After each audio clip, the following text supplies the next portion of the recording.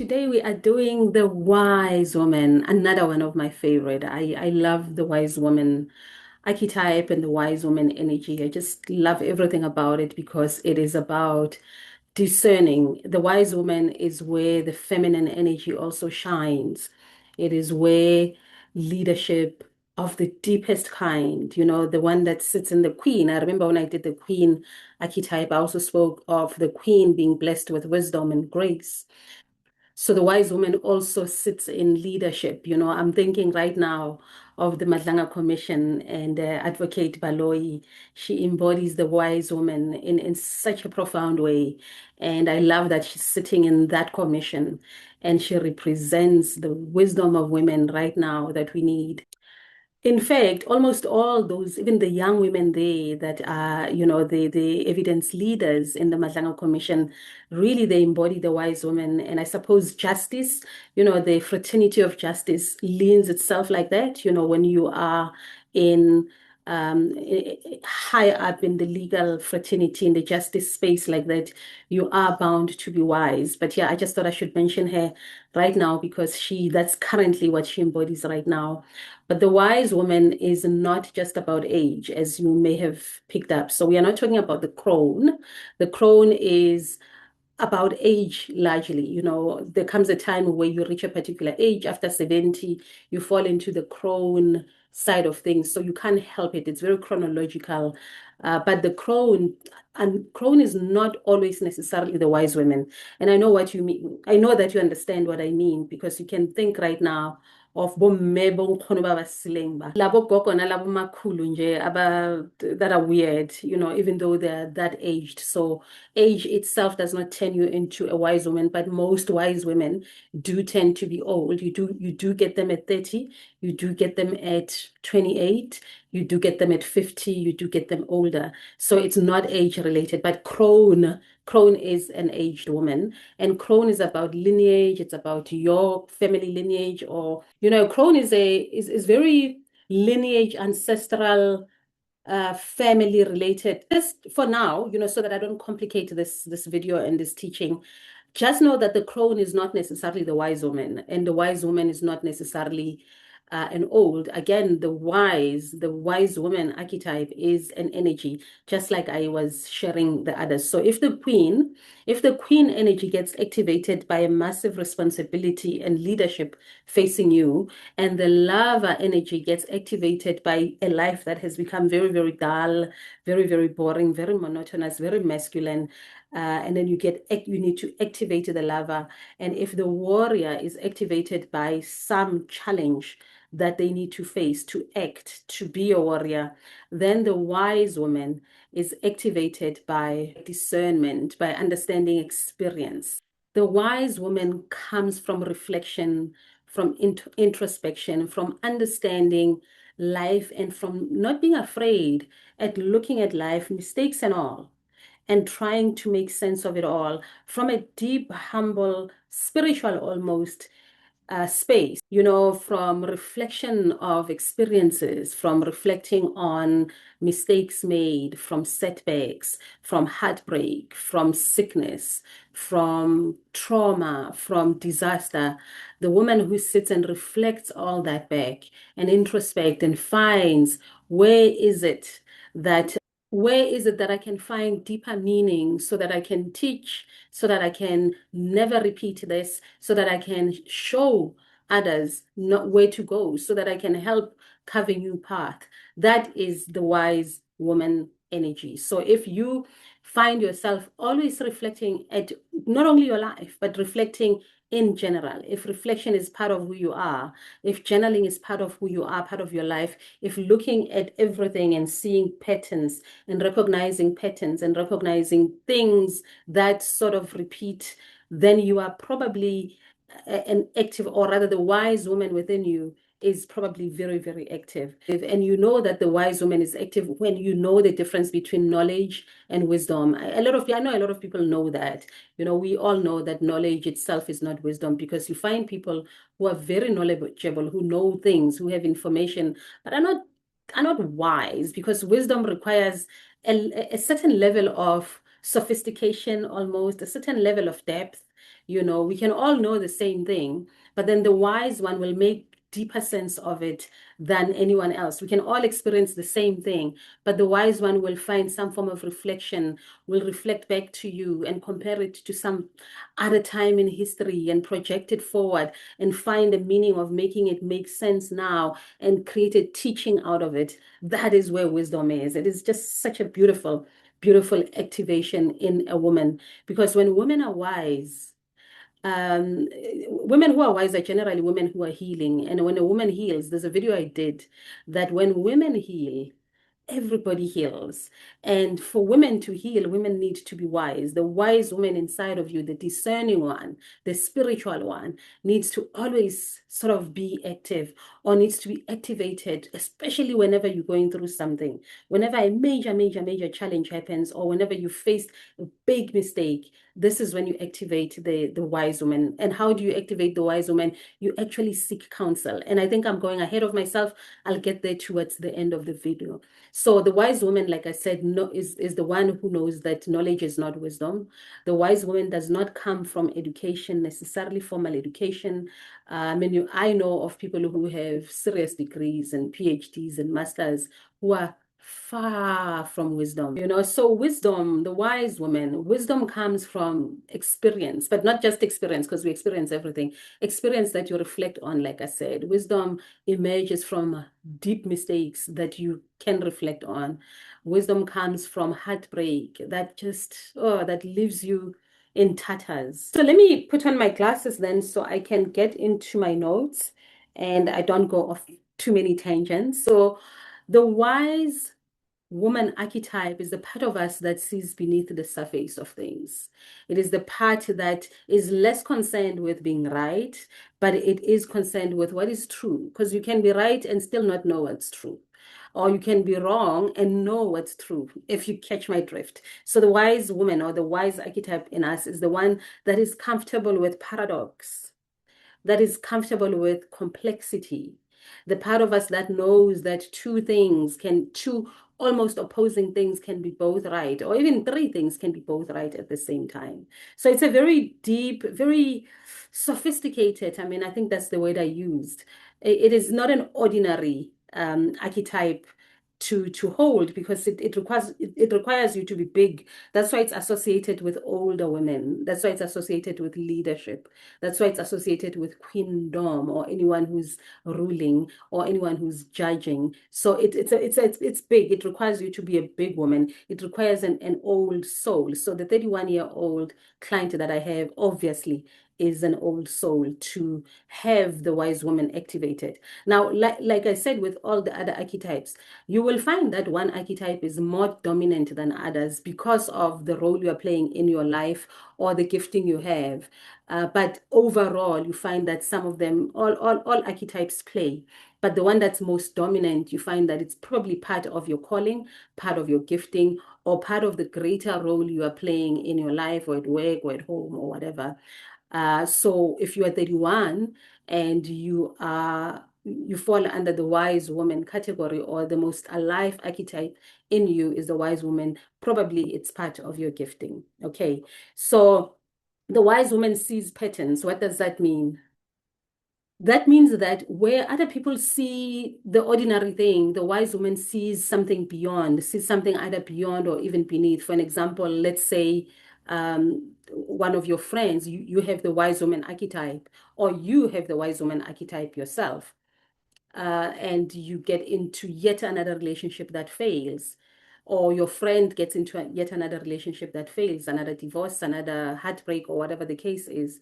When other people, they see, this one can't keep a man, the wise woman would be the one that says, I wonder what pattern is repeating. I wonder what is the lesson that she's not learning. I wonder what is it that she's not seeing. So that's what we mean by pattern recognition. So the wise woman knows that Sesona, it can't be that this thing always ends like this. Every 7 years a relationship ends. If you know, you know. If you know, you know. Every 7 years your relationships end. So something must be up here, and the wise woman then wants to go deeper. And if it is not the wise woman whose relationships always end, and it's a friend or it's a client, that's where they can help. That, okay, maybe let me help you see this pattern slightly. Do you think this is happening? Do you think that is happening? So that's what we mean by the wise woman sees patterns. So yeah, pattern recognition is one of the gifts of the wise woman. The other gifts is obviously discernment, the ability to truly discern. And discernment can be actually a teaching on its own. So we're gonna put a pin on it for now. The wise woman is gifted with perspective. It's almost like she can see beyond what others can see. It's almost like her perspective is slightly helicopter, slightly elevated, and it's just part of her gifting. It just comes naturally. The wise woman is gifted with emotional maturity. She's automatically the adult in the room. She's gifted with an unmistakable patience.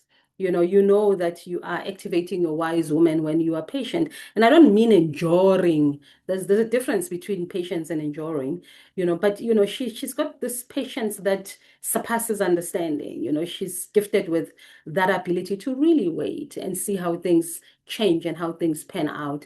Like I said, she's also gifted with reflection and the ability to introspect. She's gifted with insight. So in terms of the clear gifting, she's probably gifted with clear cognizance, that sense of just knowing. You just know that this is the way to go. Although clear cognizance is more of the healer, which is the archetype I'll do last in a few days. The healer is given the clairs and the other gifting, including clear cognizance. And the wise woman is gifted with good judgment. You just are a good judge of things, not just people, not just character, but you can judge fairly. You can be like King Solomon and be able to discern, given all those things, and judge things fairly. The wise woman is gifted with the gift of timing. And timing is linked to the patience that I was speaking about, where you just know what time it is. You just know that it is time to raise this issue and it is time to not raise this issue. To put it in today's lingo, the wise woman archetype or the wise woman knows how to read the room. She just reads the room and knows that, okay, this is not going to be spoken now. This is not going to work. If this happens, it could be the right thing, but it is the wrong time. Or it could be the right time, but it is the wrong thing to raise, if you get my drift. So she's very complex, she's very sophisticated, and she knows how to hold paradox. Sometimes she's misunderstood because of the ability to hold paradox. Sometimes people think she's taking sides when she's just not. She's just a sage. She's a wise woman. I mean, in terms of examples, I've already spoken about Advocate Commissioner Baloyi. Right. And I love that I'm talking about her right now because she's active right now. And of course, even in the lover archetype, I mentioned her, Maya Angelou. Ooh, ooh, Toni Morrison. Oh my God. Wisdom, wisdom, wisdom. Another one who's gifted with wisdom is Chimamanda. If you think about it, the kind of books she writes, I mean, very wise person who's very reflective, who's able to look at society in a way that not everybody can. So very, very wise women. And who else can I think of? She's a friend of mine, but I really find a very, very wise Lebuma Shile, which is also a poet as well. And another wise woman was the late Sibongile Khumalo.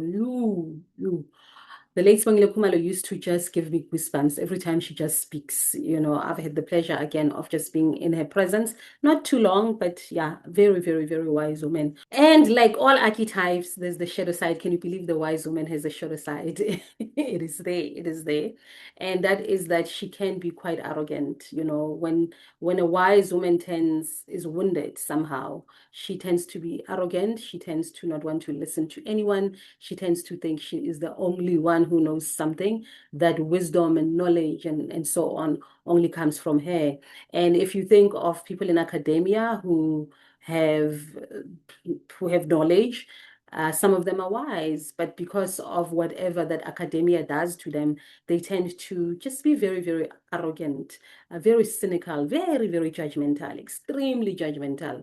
The wise woman who is wounded, in the shadow side, operating on the shadow side, also very detached, almost like spiritual arrogance if it's wise in the spiritual fields, academic arrogance if it's in someone who's in the academia, and so on. I'm sure you can just immediately see them.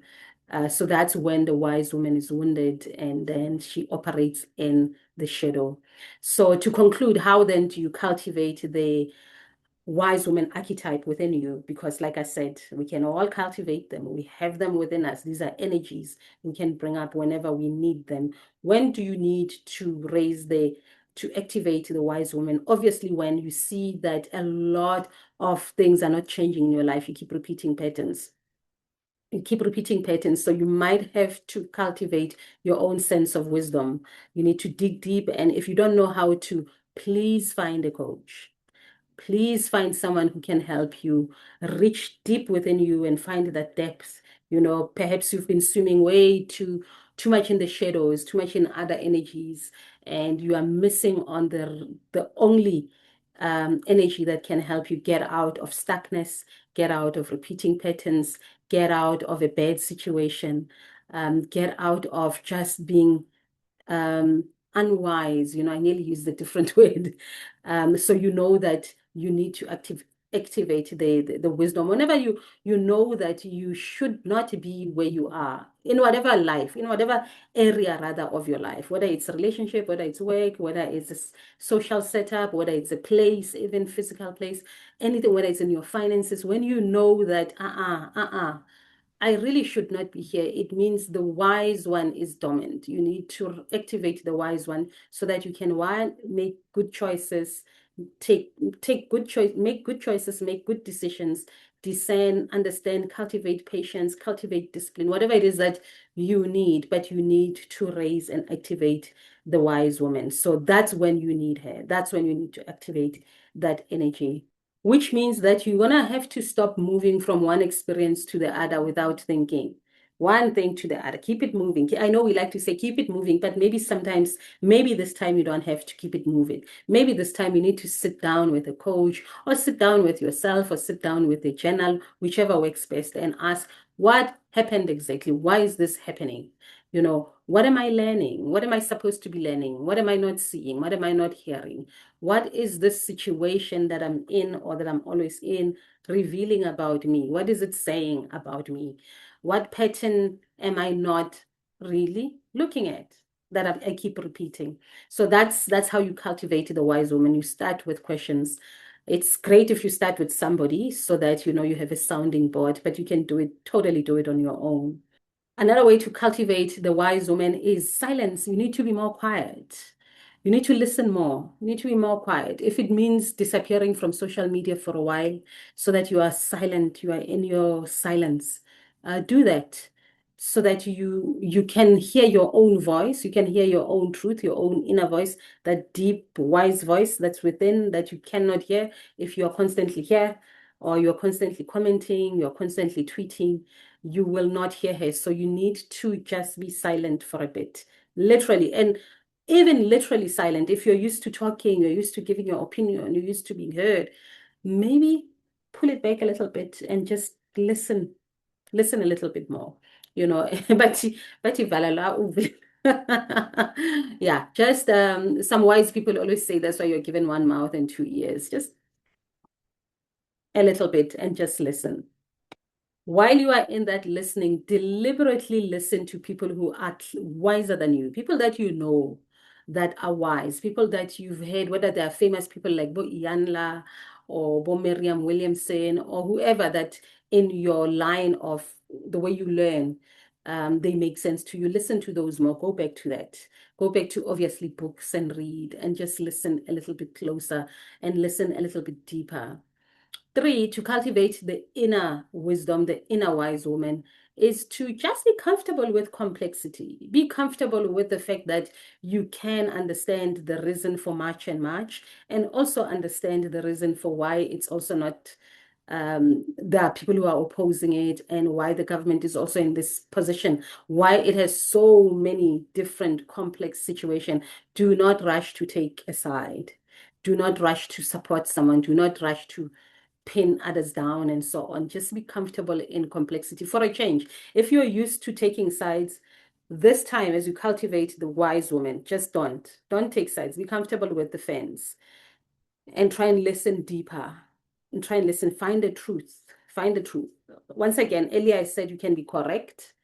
Something can be right, but that's not the truth. Or something can be wrong, but that's not necessarily the truth. There's the truth underneath everything. So when you are not picking a side, you are able to hear the truth. That's how you cultivate the inner wisdom, the wise woman within. Let me see what else I have here. Yeah, I think that's it. Like I said, with these archetypes, with these teachings, these are long, these are year-long type of teachings. I mean, the Wise Woman has its own modules as well. So this is just a taste and a basic, and I hope it has been helpful. I will be doing the last one in a few days, the healer, which is also a very, very big feminine archetype. We heal in the feminine. If you want to heal, step into your feminine, both men and women. You know that femininity is an energy, right?